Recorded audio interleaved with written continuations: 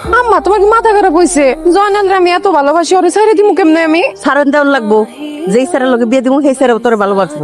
মাইয়ারে বুদ্ধি দিতেছেন যাতে আমার ছাইরা দেয় দেশে যায়। সারানের কাম করলে তো সারান দেওয়ার লাগবোই। ছাইরা যখন দিব তাহলে দেশে নিয়ে যাবো কেন? পাসপোর্ট তো আমার পকেটে আছেই, টিকিট তো আপনাদের কাছে কিছুই নাই। আর আমি দেশে চলে যাবো, মা মেয়ের এই থাইল্যান্ডে রেখে। জামাইছে কি মস্কারাও বুঝে না। আরে দূর, তোমার মতো পোলা হয় নাকি? তোমারে কেন ছাড়বো? বিশ্বাস করি না আপনার করে। কি যে কয়, বিশ্বাস করবো না কেন? আরে আমি তোমাকে ভালোবাসি, আমার মেয়েও তোমাকে ভালোবাসে।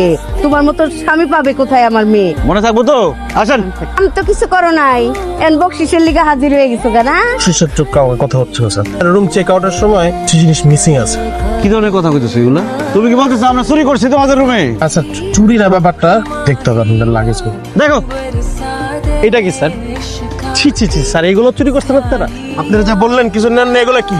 এই মহিলা সবকিছু চুরি করছে। এগুলো চুরি করতে এই জায়গায় আসছেন? এই বয়সে আপনি এগুলো চুরি করলেন কেন? শুধুমাত্র আপনাদের জন্য অন্যান্য বাংলাদেশিদের বিদেশে বদনাম হয়। স্যার, এরকম চোর মহিলা নিয়ে কোথাও যাবেন না। চুপ করেন। উনি গ্রামের একজন সহজ সরল মানুষ, জীবনে কোনোদিন বিদেশে আসে নাই, এই প্রথমবার আইছে। রুমে ঢোকার সময় কইছেন না যে জিনিসপত্র সব আপনাদের, আপনারা ব্যবহার করতে পারবেন। উনি ভাবছে নিজেদের জিনিস, এই জন্য ব্যাগে বইরা নিয়ে যেতেছে। চুরি করতে এসে উনি এখানে। উনি আমার শাশুড়ি, আমার মা, আমার সামনে আমার মায়ের রেখে উল্টাপাল্টা কথা কইবো, চোর কইবো। এমন বাপের বেটা জন্মায় নাই পৃথিবীতে। আর ওনারা আমি নিয়ে যাবো না বিদেশে না? আমার মায়ের আমি পৃথিবীর সব দেশ দেয় আমু। কয় টাকা চুরি করছে উনি? হ্যাঁ, কয় টাকা চুরি করছে? কয় টাকা লাগবো? এই যে টাকা দিলাম, টাকা দিলাম, নেন। সরি, আমি এক্সট্রিমলি সরি।